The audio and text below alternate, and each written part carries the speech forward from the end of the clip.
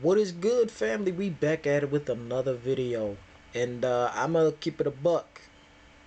I heard a couple of people told me to react to this. Definitely a really close good friend of mine. Um, she said that I should react to this, but I ain't gonna lie. I've been seeing a couple people on Instagram like, "Yo, this is crazy." So we gonna do a couple chapters today, folks. Why the f did I get married? Or did who the f did I marry? The entire story of Reesa Teesa. Wow. So let's jump straight into this one, y'all. Let's see what's happening. Hi, and welcome. We all know why you're here. You're here for part of the new series that I am calling Who the Fuck Did I Marry? I'm going to create this playlist series, and I'm going to tell the story of how I met, dated, married, and divorced a real pathological liar. Um, this is my introduction slash disclaimer video. First and foremost, I'm going to be truthful, even if it makes me look bad. I'm going to be honest, but I'm also not going to be disrespectful to anyone that was involved.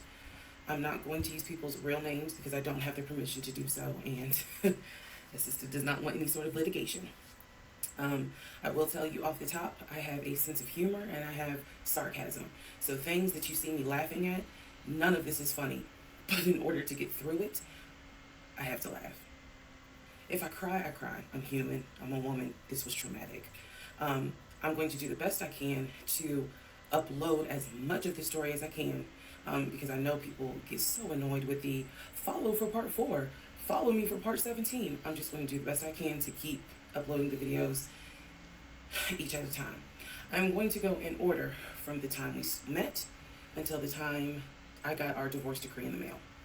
So that is a lot of time to cover. Please give me the grace to just get it out. It may not be all in one day. It may not be all in 2 days. But what I can tell you is even if you don't necessarily see a video, I'm probably recording it and then I will upload it into the playlist titled, Who the Fuck Did I Marry? What else do I need to cover ahead of time? Because I feel like this video is important to give some sort of context, so that way when people jump into the series, they kind of can figure out, oh, let me start at the introduction video and then work my way through. A lot of the questions that you all have sent me will be answered when I start and tell the story in order. Everything I'm going to tell you can be verified. There are people in my life who can easily verify, yes, this did happen. Yes, he really did do that. Yes, he said that. Yes, she did go through that. I have no contact whatsoever with my ex-husband in any way, shape, or form. We do not communicate. We do not have mutual friends or anything where we communicate through those people. No contact. I cannot stress that enough because I feel like somebody's going to ask me, do you still talk to him? No. I ain't seen him. I ain't heard from him.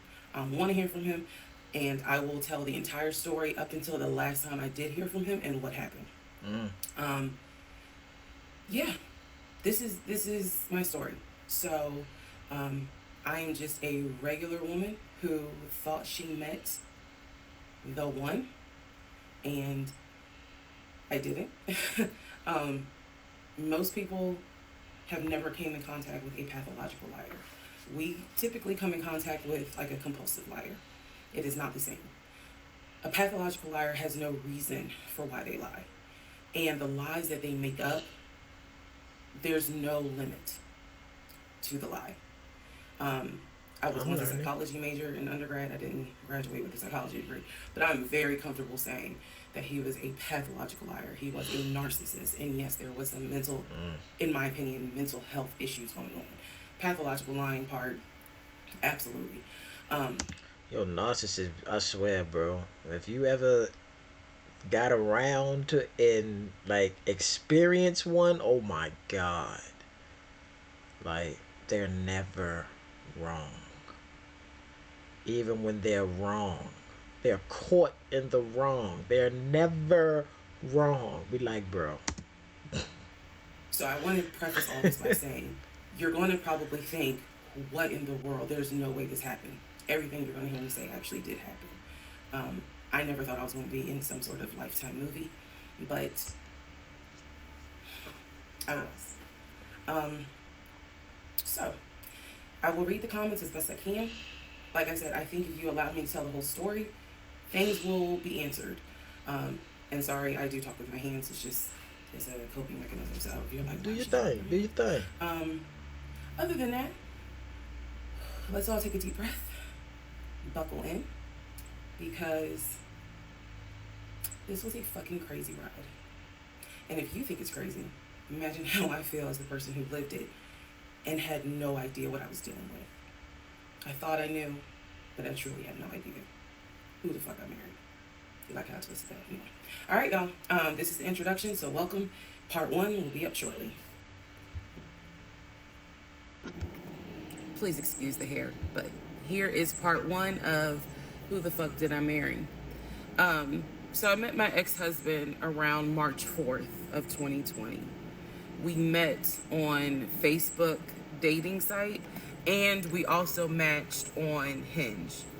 I did not realize that he was on both under 2 different names. So one was his actual name, and the other one was a variation, like a nickname that he called himself. Different pictures. So it was a running joke between us.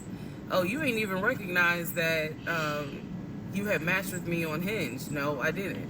And also that should have been a red flag. By the way, you will notice in this story, I called it the United Nations of red flags. It is so many red flags that, I was about to say that too, but I'm gonna shut up. I mean, you would have thought I was colorblind because I ignored all of them. So, anyway, back to the story. We met around March 4th. We exchanged phone numbers. He called me and we talked on the phone for the first time. In the first phone call, he told me that he had just moved to Georgia from California, from San Diego. His job had transferred him because he was being transferred in as the new regional manager for a major condiment company that is based here in Georgia. I'm not going to say the name. And so we also talked about his childhood. He told me he grew up in Philly. He's from Philly. Both of his parents were deceased. This is the first phone call. Both of his parents were deceased. His father was a Philadelphia police officer. His mom was a teacher. He also told me he briefly lived in Augusta with his family. He had 2 brothers and 2 sisters. He also had 2 half-brothers on his dad's side. First phone call. So I'm just giving you guys the backstory. This was the first phone call we had. So we talked about everything. Family. We talked about friends. We talked about our jobs. At the time, I was working at Georgia State Patrol. And he knew this, and he just thought that was like, wow, so you work with troopers all day. Yes, I did. Also in that phone call, he explained to me that he used to play football. He explained that he used to play arena football. I know nothing about arena football. I know about NFL, I know about college, go Dogs, but I don't know anything about arena football. So he explained to me that he used to play arena football. He used to work at Apple in the off season of arena football. And I remember thinking on that phone call, oh, okay, good for you. I don't know anything about arena football. And I believe I did tell him that I don't know anything about arena football. That'll come into play later on. So he told me, I just moved here. My job is paying for my housing and they are helping me to look for a house. He was like, right now I'm in Gwinnett County, but I'm trying to look for a house, ideally in Atlanta, like Brookhaven, Sandy Springs. He was like, I really would like to move out there. And so I thought, that's great. You're looking to get a house. You just moved here. He was like, I don't really know too many people here because I spend all my time at work and, this job is really demanding. So that was our first phone call. We talked more. He talked a lot, which took me by surprise because I'm not really used to men talking more than me. Um, he eventually asked me out on a date. Our first date was set for Saturday, March 7th, 2020. He asked me what was my favorite restaurant. I said Cheesecake Factory. And so See, ladies, they got some ladies out here that like Cheesecake Factory. I don't understand, man. we agreed to go out at the Cheesecake Factory in a location that was in between. I lived in Clayton County at the time. He lived in Gwinnett County. I realized that if you don't know anything about Metro Atlanta, that makes no sense. But basically, I wasn't talking about all the ladies, just the ones that was talking shit about Cheesecake Factory. Y'all be bugging. we lived about 45 minutes apart. So we agreed to meet at the Cheesecake Factory over at Perimeter Mall, which is in an area, Sandy Springs, Dunwoody area. I was excited. Like, I called my friends and was like, I got a date, blah, blah, blah. We'll see how it goes. First conversation was good. Hopefully he looks like his pictures, because, that's always an issue with online dating. Hopefully he looks like his pictures. So on my way to our date, I took 285, and literally right before I got to Boulder Crest, the exit for Boulder Crest, I heard a boom, and I lost control of my car. Thank God that not thank God, but I knew what to do. So I did not crash, but my tire blew out. So I called him and I said, hey, I'm so sorry, but my tire just blew on 285. I'm slowly making my way off the exit.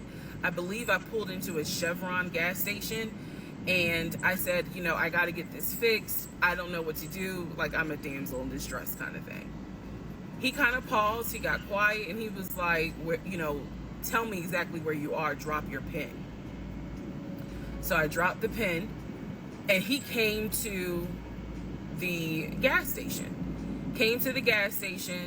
Got out the car, and I was so relieved that he actually looked like his pictures that I was like, oh my God, he's actually attractive, because he's like 6'4", 6'5". Oh, also, man, I apologize. So let me go back to the first conversation. Let me add something. He did tell me in the first phone call that he was divorced, and that his ex-wife, she had 2 children, a boy and a girl, who were teenagers, young adults. I think the girl was about 20, and he said that he had a very close relationship with his stepkids, but that he and his ex-wife had divorced because she cheated on him out in California. And so coming to Georgia was a new beginning for him. She was still out in California. The kids were still out in California. And so, he was like, I can't stand her, but I still want to be in the kids' lives. I have to put that in there because that will come back later. So this is just setting the stage. Again, that first conversation was, we talked about family, job, friends, how he ended up in Georgia, me being in Georgia, the things that, I would think people talk about in the first conversation. All right, now back to the tire blew out. So he shows up to the gas station. He changes my tire, which I just thought was the sexiest thing in the world. And then he proceeds to say, hey, I found a tire place around the corner. You need to get another tire. Like, you can't drive on this donut. So he followed me to the tire place, and then helped me get a tire, paid for it. So I was definitely like, wow. And so the vibe was good. So anyway, I get the tire fixed. We follow each other to the Cheesecake Factory over in Perimeter. We hold hands walking into the Cheesecake Factory. So in my mind, I'm like, this. Oh my God, I had butterflies. That's the look of a woman who had butterflies. So I had butterflies, and we go in. there's a long wait, and so I've been hearing some messed up stuff about having butterflies in your stomach. Like, it's not butterflies as being a good thing. Like, it's like a warning. Like, it's a bad thing. Like, I've been hearing that a lot. I'm gonna do my research on it still to see if it's true or not. But let's continue. we sit outside and we just talk, and the conversation's great. And this is where he tells me what it is he's looking for. He tells me, I believe at the time he was 42. He was like, I want to get married and it be for real. He's like, my parents were married 40 plus years before my mom passed away. And I want that. I want marriage, family, a house. Like, that is what I want. He's like, I'm as a man, I'm ready to get married, but I want it to be for real, because the first time, it really hurt me when she cheated on me. So he's telling me everything that I wanted to hear. And so he was like, what is it that you want? And I said pretty much the same thing. I was like, I'm ready to get married, definitely want to have a family, and I want to marry my best friend. So we both put on the table that we wanted marriage. And this is the end of part 1. Okay. All right, who the fuck did I marry? Part 2. So we both put on the table what it is that we wanted. We both had established we were dating for marriage. We were not dating just to date. We were not trying to be friends with benefits, and none of that. So the dinner at Cheesecake Factory went really well. We laughed, we joked, we talked about people, which is kind of up my alley, my sense of humor. It was a good vibe. So at the end of the date, at the end of dinner, we sat in his car and he played this song for me by John Legend. I don't know the name of the song. By the time this video posts, I will put the name at the bottom. I can't remember the song. I just remember that John Legend was talking about, I think I met my wife tonight. And I thought it was a sign. So I was like, oh my God. So anyway, we ended up sitting in the car talking just about life and experiences until about midnight.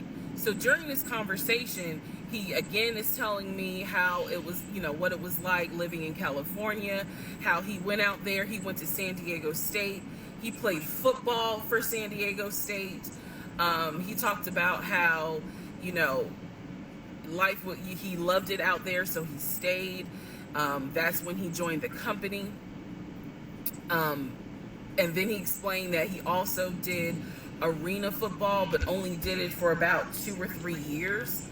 He claims that while he was doing arena football, the team that he was on won a championship. But again, keep in mind, I don't know anything about arena football. So I was like, okay, I didn't know that they had championships. And he was like, he got a little offended, like, yeah, they got championships. And, he was on that team. So he talked to me about how he worked at Apple.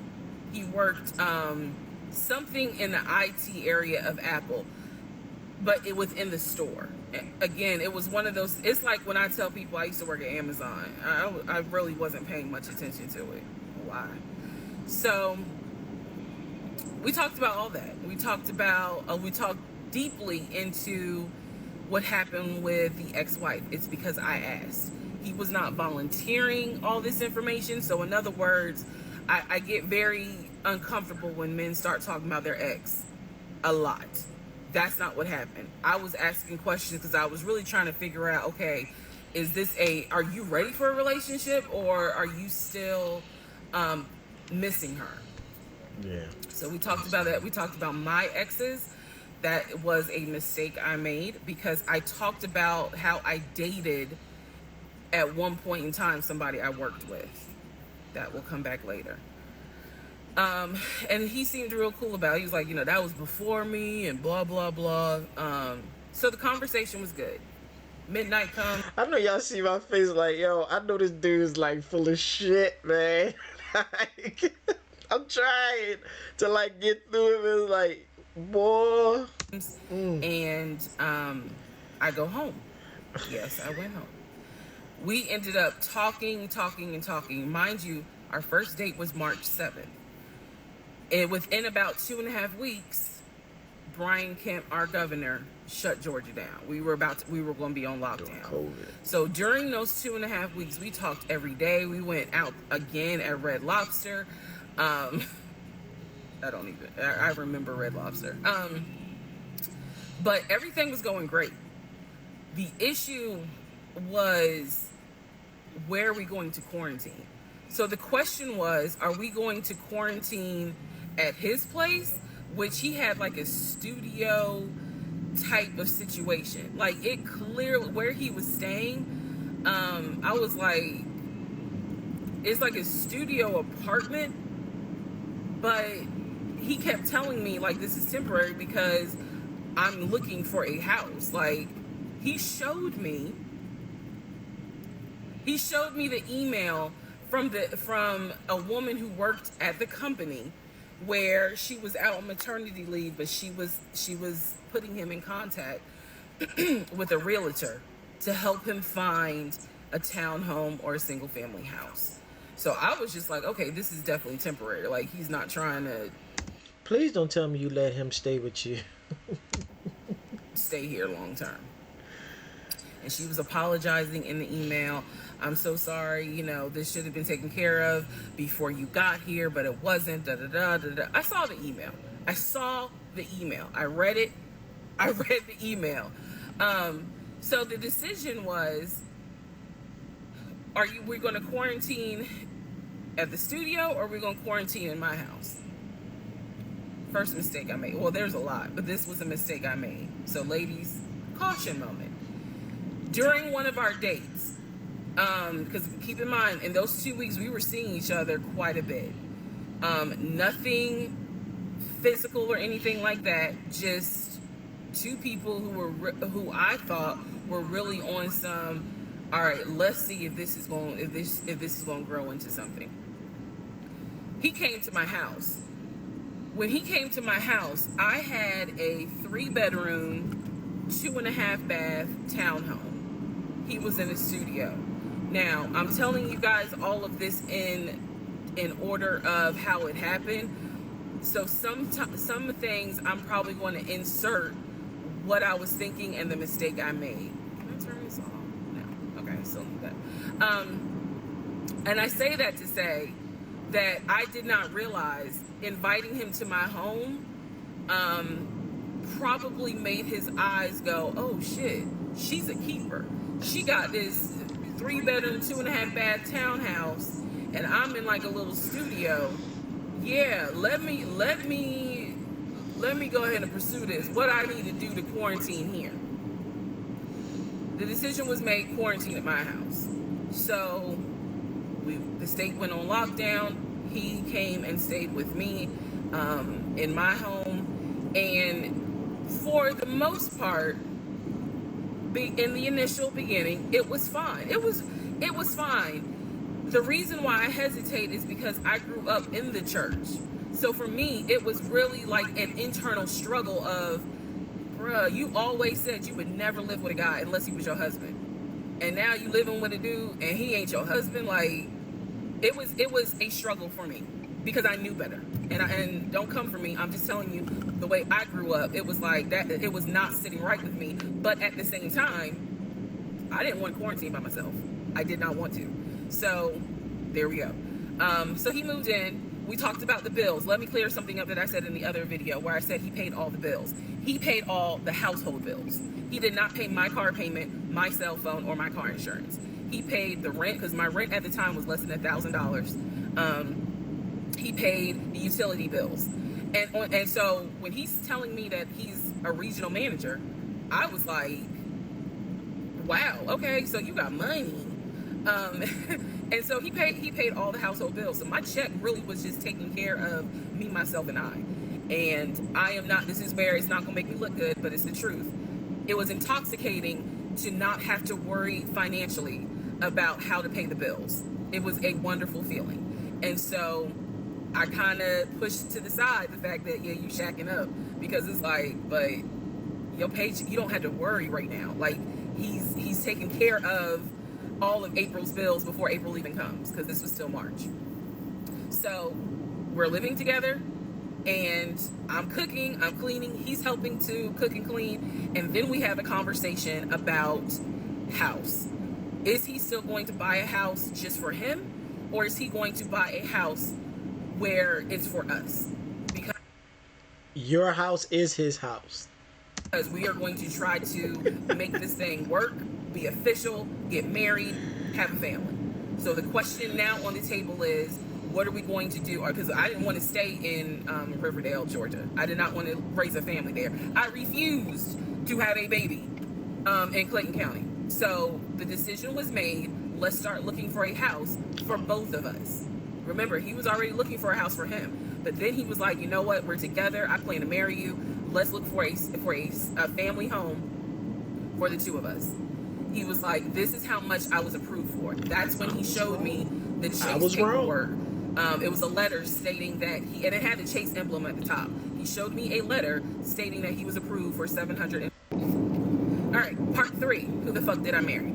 So this is when he showed me a letter from Chase with the Chase logo at the top, stating that he had been approved for a mortgage for a $750,000 mortgage, or a $750,000 house. Damn. So he was like, we can't go over $750,000. And I said, I remember asking him, can you afford the mortgage on a $750,000 house? Because I know I can. This is when he explains to me, I told you how I played arena football. I invested my money really well. So he said, I have money that will help pay for the mortgage. He was like, we're good. Like, I'm financially, I am okay. He's like, that's why I'm able to get approved for a $750,000 mortgage. So he told me that his money was in different savings accounts. He said he had an account with Chase Bank, he had an account with US Bank, and he had an offshore account. This is what he told me. The offshore account, I was like, why? And he explained something about, the US, excuse me, the US imposes taxes on money when you have a certain amount in US banks. He was like, so everybody knows that it's smart to have some money in an offshore account. Y'all, look, I live paycheck to paycheck. I was like, okay, that's whatever. I said, so you have the money to pay for a home. I'm also holding in my hand a letter from Chase saying that he was approved for $750,000. So I went off of what I saw. So we contacted a realtor. I won't say his name, but man, if he ever sees this TikTok, I owe this man such an apology. But we contacted a realtor who was based in Cobb County, because I was very adamant I wanted to move back to Marietta, Smyrna area in Cobb County, Georgia. He was fine with that. His whole attitude was, this man a drug dealer. Wife, happy life. So we met a realtor. I would find houses that I wanted to tour. Keep in mind that this was COVID. So at the time, we could not tour a home. It would have to be a virtual tour. So this particular realtor, we found a house in Douglasville, Georgia. Not Cobb County, but nevertheless, it's in Douglasville. I was fine with Douglasville. Nice house. So we found a house in Douglasville, Georgia. The realtor did a FaceTime tour of the house. The house was a nice home. 5 bedrooms, 4 baths. So we did a FaceTime tour of the home, and the home was listed, I believe, for roughly $400 and something thousand. I really like the house. I could see myself living there. I could see us living there. I could see us with the kid there. This is now April, just for timeline purposes. This is April. Damn. So y'all moving quick. He really liked the house. He was like, you know what, we'll put an offer in on the house. He was like, if you like it, because again, it was COVID, we weren't going to be able to see the house in person because the family still lived there. So he said, I'll put an offer in. We'll see if it's accepted. I said, okay. So he puts an offer in. He's telling me he put an offer in. I need to clarify some things he told me and the things that I actually saw. So for this house in Douglasville, he told me he was putting an offer in. The realtor would call me, because one thing that the realtor told us, he was like, if the woman likes the house, typically the house is going to get bought. So he kind of dealt with me a bit more than he did my ex-husband. And again, this is April 2020. This is before we got married. So at the time, he was my boyfriend. So the realtor was calling me and was like, "Hey, I put the offer in, and what they're asking for is proof of funds." And I know any I did not know anything at this time about buying a house. So I was like, "Hey, you probably need to talk to him because I'm not even listed on the mortgage. Like from the paperwork I saw, it was only in his name." So he called him. I guess they talked. I was not there, but I'm assuming that they had talked. So the boyfriend is coming, my ex is coming home saying, "Yeah, I talked to so and so. I sent him over the paperwork. The offer was approved, and they are going to try to do a virtual closing. First, we got to do an inspection. If the inspection goes all well, then we have to do a virtual closing." He also told me that he put down earnest money on the home.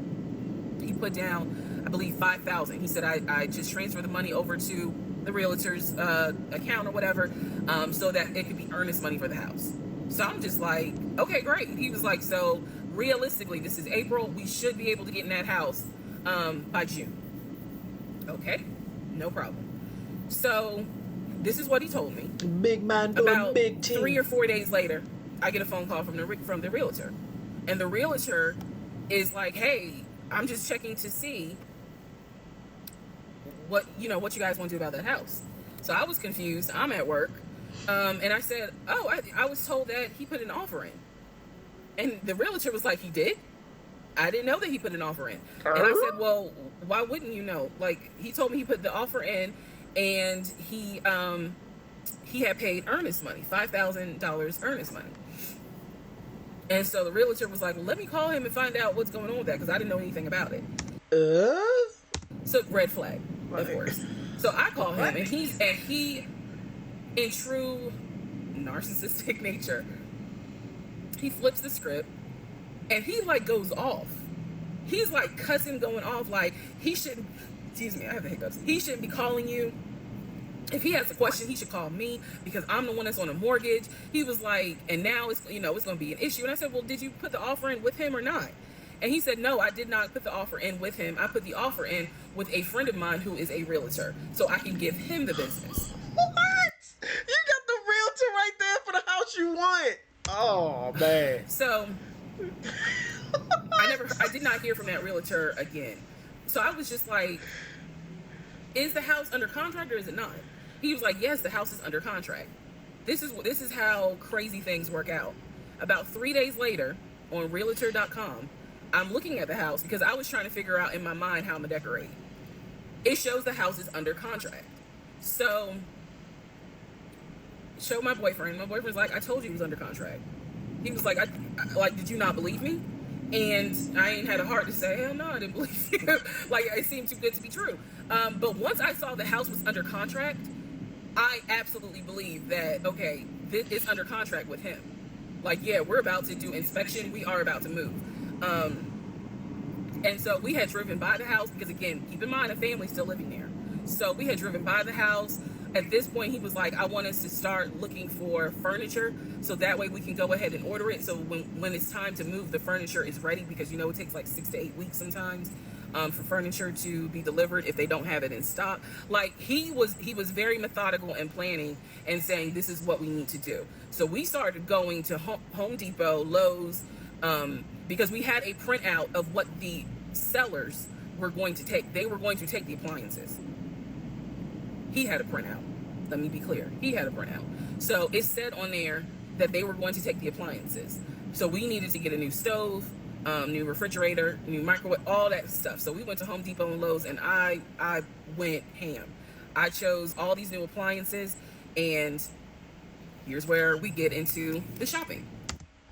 I'm gonna end it right here, y'all. We gonna finish with the part 4 and all that, but yo, this shit is not. I'm gonna keep it sped up like I did in this video, but I wanna listen to more, but I don't want this to be like a 2-3 hour video, man. So I'm gonna stop it right here, and we gonna start from part 4 on. But yeah, man. And I want this to be like a movie that I didn't watch. So please don't spoil it for me, y'all. Like I know it probably gonna be a couple of y'all like, oh, you ain't even get to the good part yet. Like I already know. I already know, man. But yo, just bear with your boy, and I'm gonna keep this rolling, man. I'm gonna do this every day until we finish it. So yeah, yeah, we gonna stop it right here. Uh, I do want to keep watching it though. I ain't gonna front. But yeah, look out for more. The next video is gonna be longer. I'm gonna probably do an hour. I'm gonna probably do an hour. All right. Y'all look out for the next one. I'm gonna do. I did 3. I might do 4 parts next video. So y'all look out for that one, man. But yo, this one, I can already tell this one juicy. You know what I'm saying? I need to get something to eat when I watch this, like a sandwich or something. You know, a drink or two. You know what I'm saying? Get real comfortable, cause I ain't gonna be pausing it a whole lot. I'm gonna be listening. Then I'm gonna say what I gotta say. Then I'm gonna just keep on listening. But yeah, yo, if y'all like this one, man, smash the like button for your boy. Comment down below, share the video, and subscribe to the channel, man. We gonna keep this going. Peace, love, blessings. We out this piece.